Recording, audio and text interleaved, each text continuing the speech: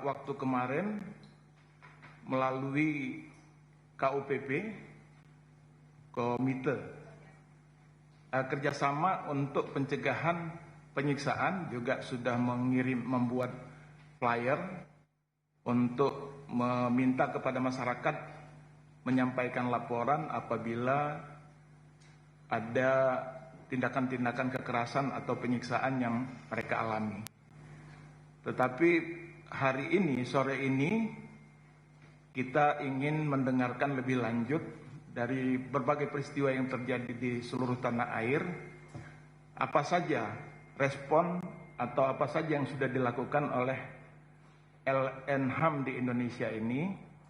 Dari masing-masing nanti kami akan beri kesempatan kepada Bu Anis ya dari Komnas HAM, Bu Maria Ulpah dari Komnas Perempuan, dan juga dari Komisi Nasional Disabilitas dan Ombudsman untuk memaparkan apa yang sudah dilakukan, kemudian apa saja temuan-temuan, apa saja yang menjadi keprihatinan-keprihatinan. Nah, setelah itu kita akan dengarkan juga beberapa rekomendasi-rekomendasi yang akan disampaikan kemudian. Untuk yang pertama tentunya kami beri kesempatan terlibat dahulu kepada Ibu Anis Hidayah untuk menyampaikan berbagai respon kegiatan yang dilakukan oleh Komnas HAM. Silakan, Bu. Terima kasih Pak Dawai. Selamat sore. Assalamualaikum warahmatullahi wabarakatuh. Terima kasih teman-teman media atas kehadirannya untuk mendengarkan dan nantinya menyampaikan kepada publik sikap 4 lembaga HAM yang sore hari ini berkumpul di Komnas HAM menyikapi perkembangan situasi yang terjadi di Indonesia. Tentu Komnas HAM menyampaikan keprihatinan yang mendalam karena aksi demonstrasi yang meluas di berbagai wilayah ini sudah menimbulkan banyak korban. Sejauh ini tercatat setidaknya 10 orang korban meninggal dunia, di mana beberapa di antaranya diduga kuat karena mengalami kekerasan dan penyiksaan oleh aparat. Ini masih kami selidiki, dan penyebab-penyebab yang lainnya. Kemudian yang mengalami penangkapan sewenang-wenang juga cukup banyak angkanya, sedang dikonsolidasikan di Komnas HAM. Yang mengalami luka-luka juga cukup besar datanya di berbagai wilayah di seluruh Indonesia. Perusakan fasilitas publik, penjarahan, persekusi, dan juga yang terakhir kami menyesalkan kepolisian juga melakukan penangkapan terhadap aktivis hak asasi manusia, Direktur Lokataru tadi malam. Perkembangan ini tentu saja mengkhawatirkan dalam konteks yang nantinya dapat menimbulkan pelanggaran hak asasi manusia. Nah, Komnas HAM sudah melakukan pemantauan lapangan di sejumlah titik, antara lain di Jakarta, di Bandung, kemudian di Jogja dan di Solo. Selain itu kami juga melakukan pemantauan situasi melalui media sosial dan juga media, mengidentifikasi sekitar 28 daerah yang ada aksi di mana kami melakukan pemantauan situasi korban yang sakit, yang meninggal, yang ditangkap dan lain-lain.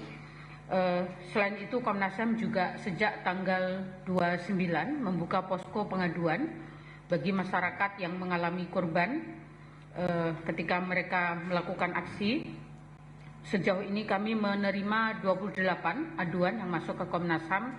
Mayoritas adalah mereka yang ditangkap ya secara sewenang-wenang oleh aparat. Sedang kami tindak lanjuti aduan-aduan tersebut. Dan kami secara khusus juga masih dan akan melanjutkan secara tuntas penyelidikan terkait dengan meninggalnya Afan Kurniawan. Nanti Pak Saudin akan menyampaikan prosesnya sejauh mana. Dan tentu saja bersama teman-teman kerjasama untuk pencegahan penyiksaan 6 lembaga HAM, kita juga membuka posko bersama ketika masyarakat yang menjadi korban kekerasan itu bisa melaporkan kepada 6 lembaga ini.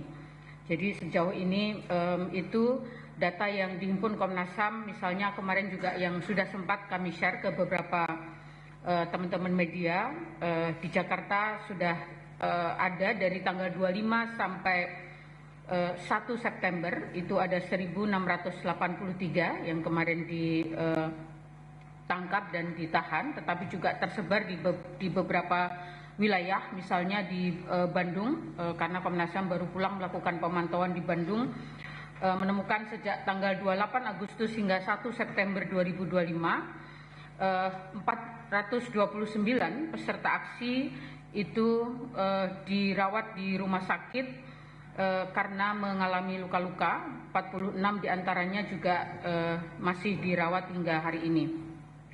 Kemudian di Solo, 89 orang juga ditangkap sejak 29 sampai 3 Agustus 2025.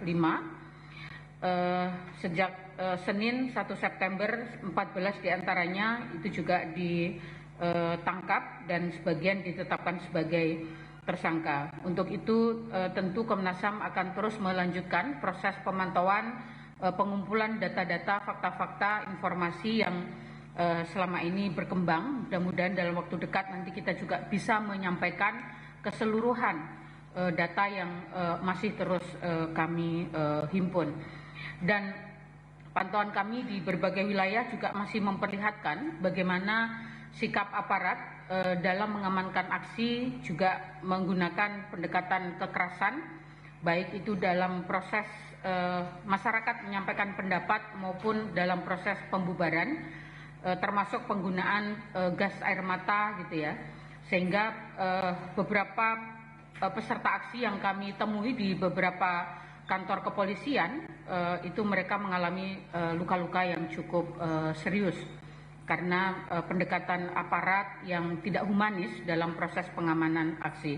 Saya kira itu situasi awal yang bisa Baik, terima kasih Bu Anis.